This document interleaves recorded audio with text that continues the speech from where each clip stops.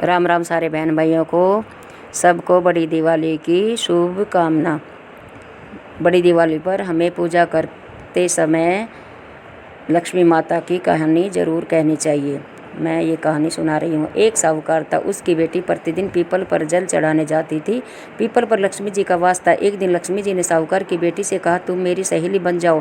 उसने लक्ष्मी जी से कहा, मैं कल अपने पिता से पूछकर उत्तर दूंगी। पिता को जब बेटी ने बताया कि पीपल पर एक लड़की मुझे अपनी सहेली बनाना चाहती है, पिताश्री ने हाँ कर दी।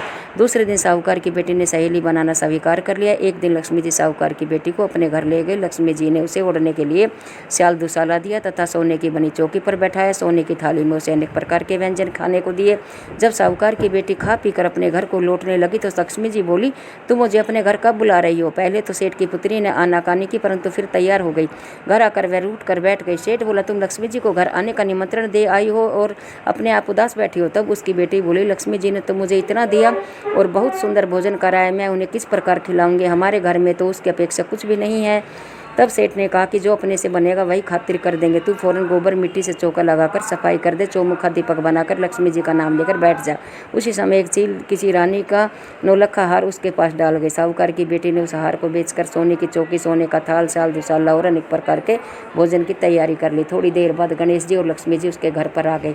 साहूकार की बेटी ने बैठने के लिए सोने की चौकी दी। लक्ष्मी ने बैठने को बहुत मना किया और कहा कि इस पर तो राजा रानी बैठते। तब सेठ की बेटी ने लक्ष्मी जी को जबरदस्ती चौकी पर बैठा दिया। लक्ष्मी जी की उसने बहुत खातिर की।